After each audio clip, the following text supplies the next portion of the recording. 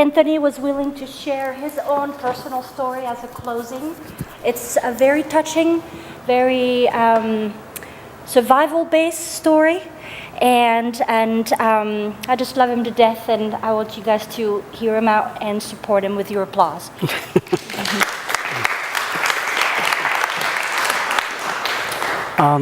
Hello, my name is Anthony Rodriguez, and I'm part of the Santa Barbara Response Network, and I also work with a lot of the teens here in the community. I'm also a sexual abuse survivor, and in my home, my mother was a very hard worker. My father was an alcoholic and a drug addict. I remember them always fighting, and I didn't understand because I was just a kid. But as soon as my father ended up going off on my mom in front of me, I remember that very clearly. So right now, when you had said that kids don't know what's going on when they're young, they do, because I remember. And my mom had told the counselor once that said that I was lying because how was I going to remember something so young? I never forgot it.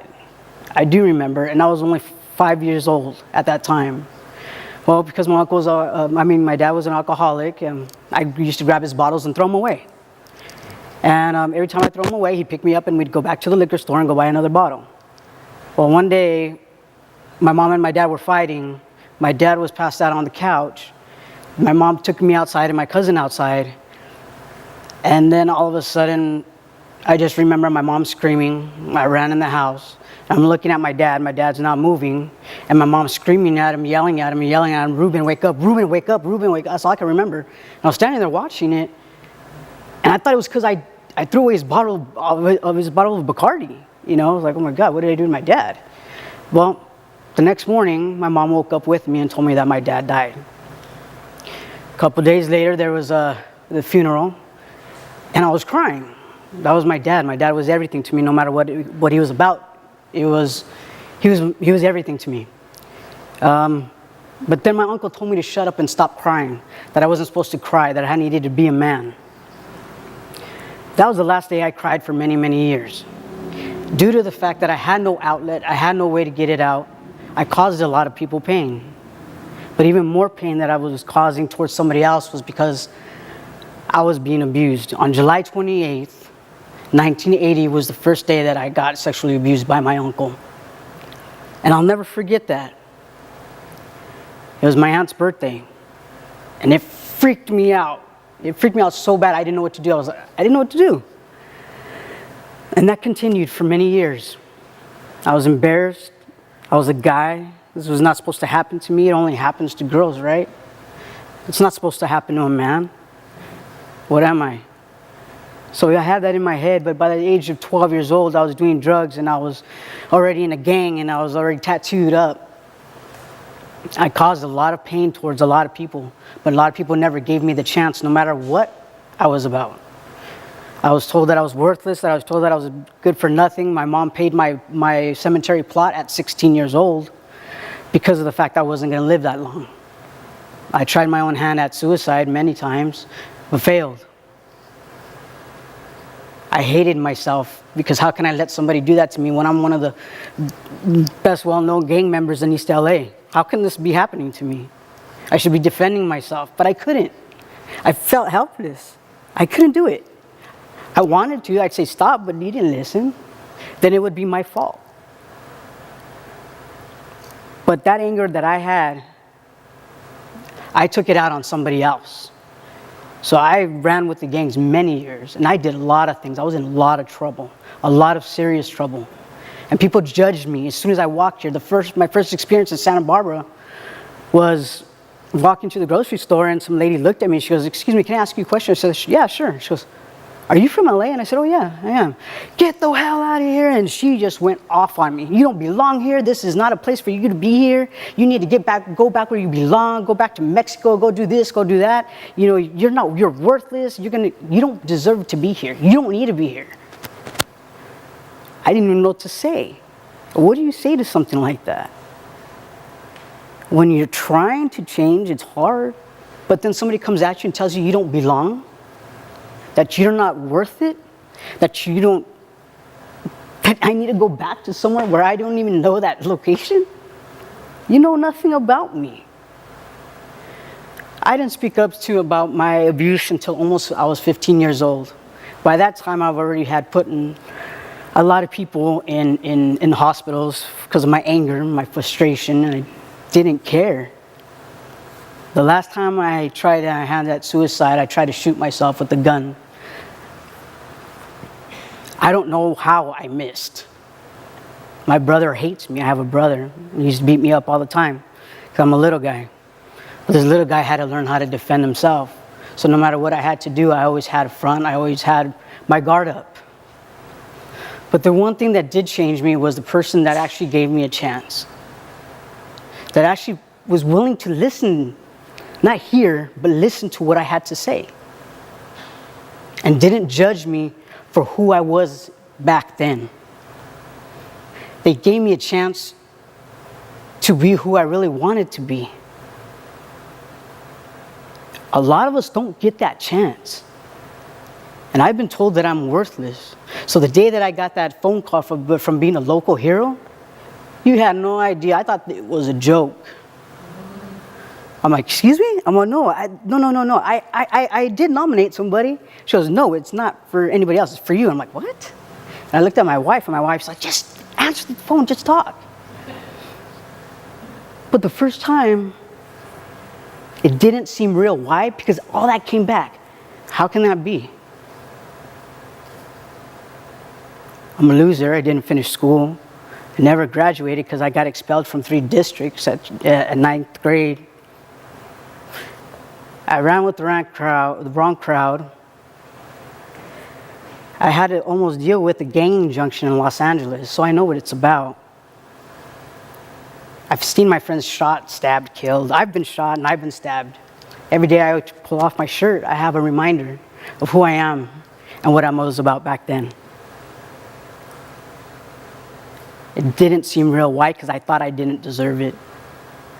But I do things because I want to now, not because I have to. But it's because that one person that gave me that opportunity to say exactly what was going on, not being judged, being able to tell my wife, you know what, I'm a drug addict, and I'm sorry, but I love you, don't leave me. When she has not a perfect life, we don't have perfect lives, but she's never been through anything that I had been through. She's always at church, doing her homework, doing this, doing that. She grew up here. I grew up in LA.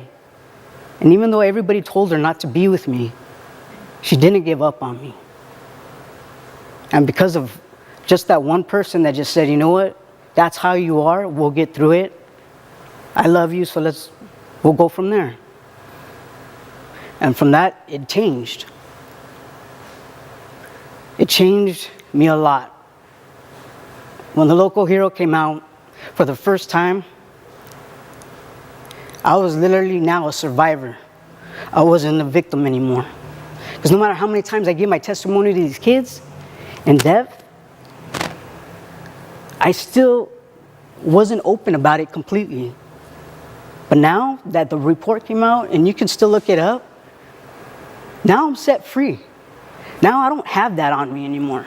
Now I can freely say, you know what, yeah, this happened to me, and you know what? Now I'm not going to let this happen to anybody else. Now I'm not going to be silent no more. And I'm going to speak up for the ones that can't speak for themselves. I'm going to stand up for the ones that need it. Because we all need somebody.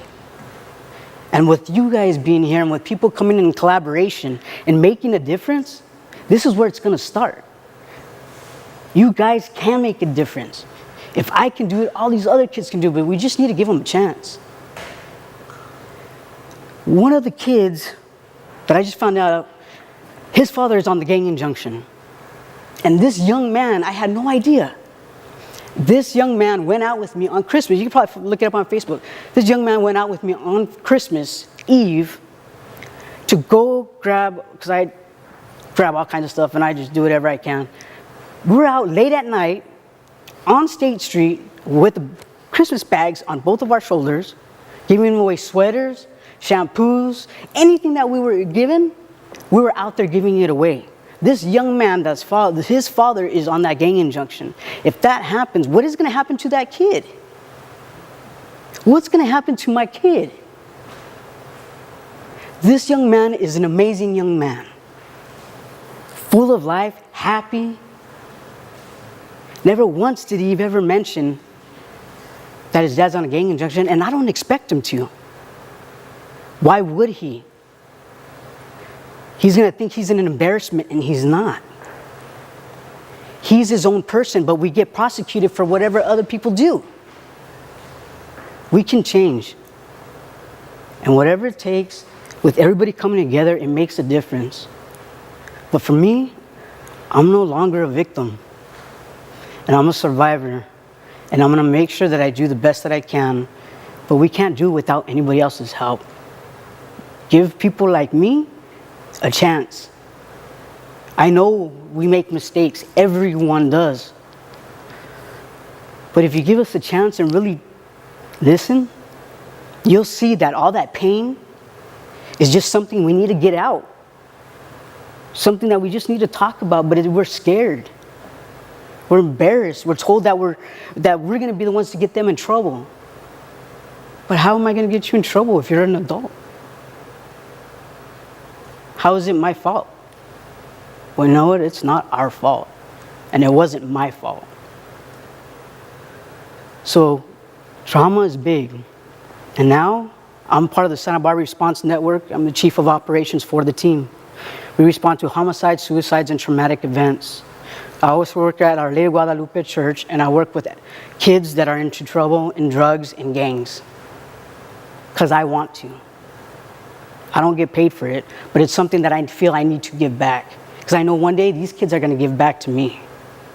And what they do is when they graduate from Santa Barbara High School, and fortunately, but unfortunately for me, you know, all the high schools and they're only an hour apart. Imagine how bad how hard that is. Because when I make a promise to these kids, I've followed through.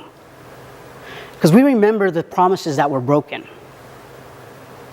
We always do. So if you make a promise to somebody, just try to keep it. And if you can't, then just talk about it. Don't judge. Have an open heart, have an open mind, and just listen. Because you will find so many things about somebody that you'll be amazed. And this was not expected, because I'm actually going to give my full testimony on Monday at 6 p.m. over there in IV. So we have some flyers in the back. But I just thought it was important for you to hear it from somebody that has gone through some of these things. And there's so much more that I can tell you. If you're willing to listen and hear it, I'll be more than willing to share. And if you have kids that need to talk, well, then I'm here to listen. So, thank you. We